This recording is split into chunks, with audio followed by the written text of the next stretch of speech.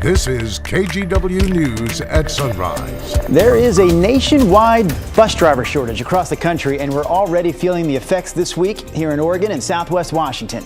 This morning, we'll see how the shortage impacts the first day of school for Portland public kids. Plus, if we're too late because we couldn't get in because of COVID, it's a lot. It's hard. It's a lot of emotions. Yeah, hospitals overwhelmed with COVID patients are forcing other people who need care to find different options. This morning, you're going to hear from this family who travels hundreds of miles to come to Portland for chemo treatment their daughter needs to survive. Also coming up this morning, you'll hear from a young Oregon student grilling politicians to get some answers about important issues. A lot of people my age don't have a voice in American politics, but it makes no sense because we're the next generation of leaders. Yeah, see some of the big names he's locked in to empower his generation to take action. good morning. Welcome to a Wednesday edition of Sunrise. It is the first day of school for kids in the Portland Public District. If you don't mind, I'd like to take a quick attendance check here. Brenda Braxton. Here. Nina Melhoff. Here, present. Rodney Hill. Yo! All right. That did not happen. Style, yeah. Yeah, you get to keep your yo's to yourself. Yeah. It's good that you're here, though, because what we could use is a bus stop forecast. It begins with showing you the temperatures. And by the way, these are cool this morning. And look at all the 40s. If you're not in the 40s right now, 46 in Hillsboro, there's a good chance you will be by the time the buses start to roll this morning. 44 out in McMinnville. Now, for the first time in a while, because last year everybody was at home, right? So we didn't go to the bus stop. Foggy spots, a possibility out there this morning due to the falling temps in the 40s. Otherwise, a beautiful sunny day. Kids outdoors for noon recess. I know my daughter's school, they're eating outdoors, 65. And then when the kids get out of school around 3 o'clock, we'll say 75 for your temperature. All right, looking good, Rod. Thank you.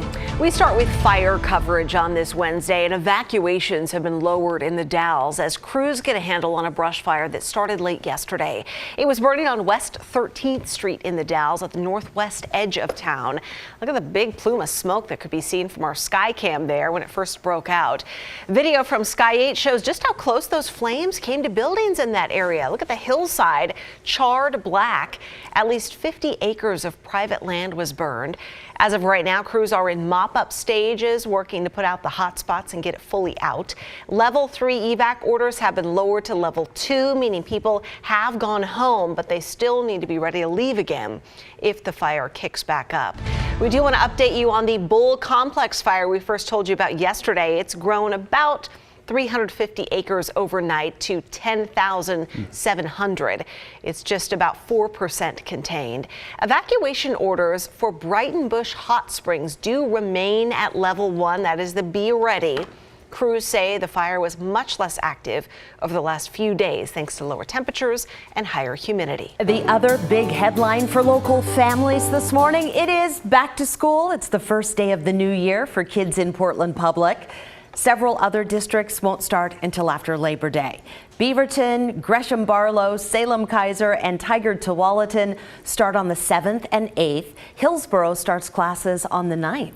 And yesterday, up in Southwest Washington, tens of thousands of students went back to class. We're not just talking about back to class, Brenda Braxton. We're talking about back to the classroom. We're talking tens of thousands of kids in an actual classroom with full-time in-person learning underway, and also a mask requirement in place for everyone, all students, all staff, and anyone else inside local school buildings. But that didn't seem to dampen the excitement yesterday for kids arriving at Silver Star Elementary School in the Evergreen School District. You see it right there. The Evergreen District has about 24,000 Southwest Washington students in all. So yesterday was a big day for a lot of people.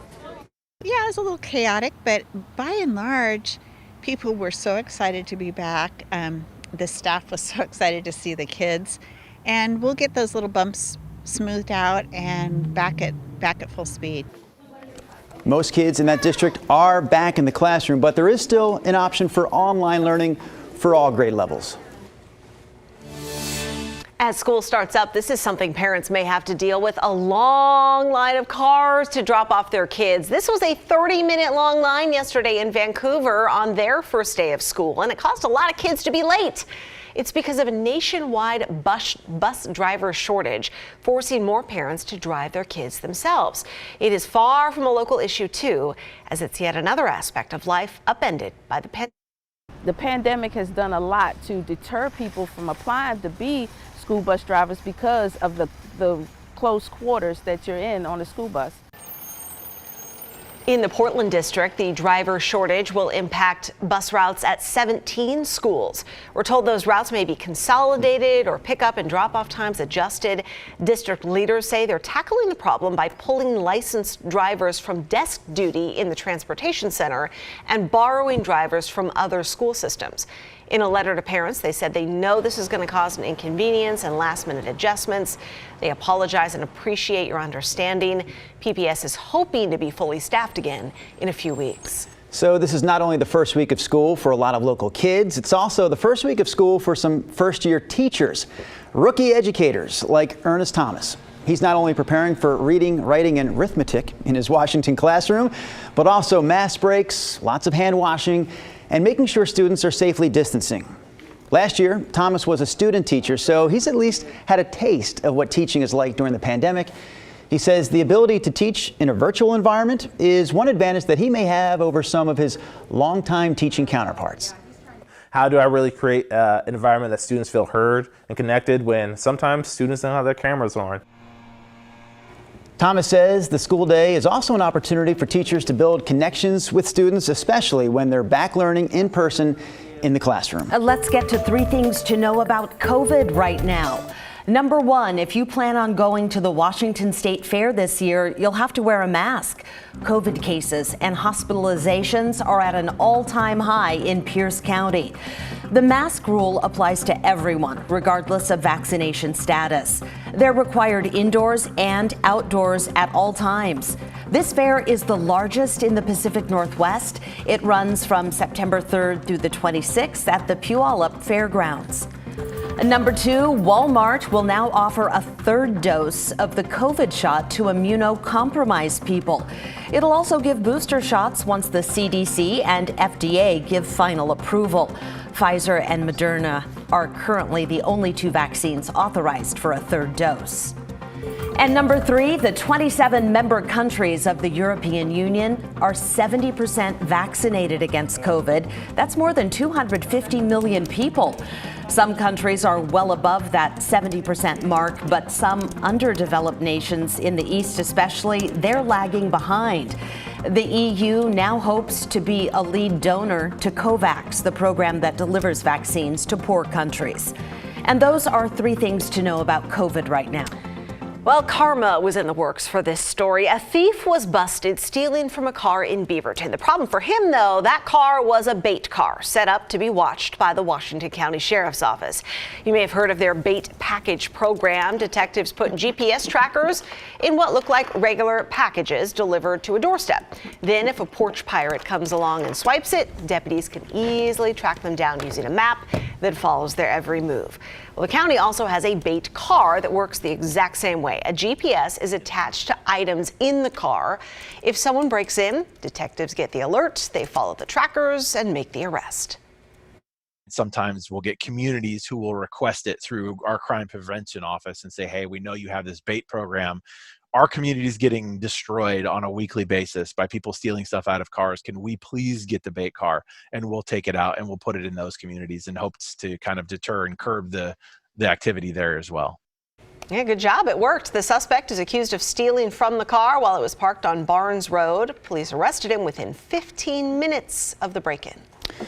All right, the St. Helens School Marching Band took a big hit this summer. Back in July, someone stole their trailer from the school parking lot, and that trailer was full of band gear. A $10,000 loss in all.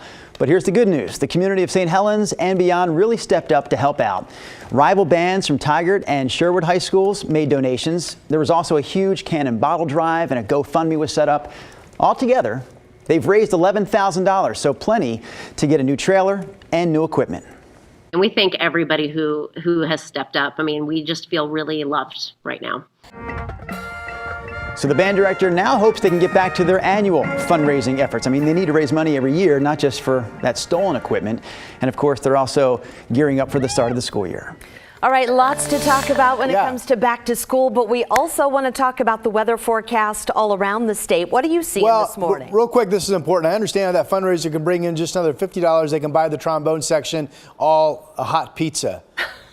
Former trombone player here. Okay, moving on.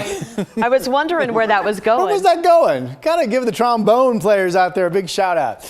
All right, hey, we mentioned that fire that broke out near the Dalles. Good news this morning, the winds are calm out there.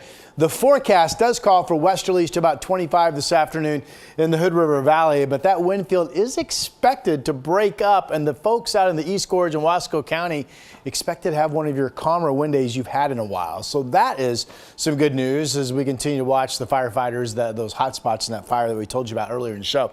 Otherwise, there's a little blip in the satellite imagery, but you can see we are quiet. There's no marine push. Temperatures have really plummeted last night. It was really a brilliant visibility. If you ever looked up last night, you saw the crescent moon and the stars. It was just really great, great viewing. 45 in Kelso right now. Salem will dip into the 40s. Portland may do it out along the Columbia River right now, 53. It's 37 over in Bend. So it's a chilly start overall. With that said, today's the day that we start to warm up a little bit and pull out of the cool weather that arrived back on Sunday. So Salem 80 today. Corvallis could hit 80. Watching for some valley foggy spots with the cooler temperatures. Otherwise, I think it's going to be a deep blue sky day. Could be some morning cloudiness up around Longview and Kelso. Could be some fog pockets here as well. But otherwise, sunshine and temperatures will hold in the 70s. Tomorrow's the day we start to warm up. So 77 to Portland today, 84 tomorrow. Basically, Thursday all the way through Labor Day is in the 80s with blue, clear skies. Get those trombone players a pizza, please. All right, Rod, thank you. Hey, stay with us. Still ahead on Sunrise this morning. A hospital staffing crisis is impacting patients in need of critical procedures. The distance one family is going for their 3-year-old's chemotherapy.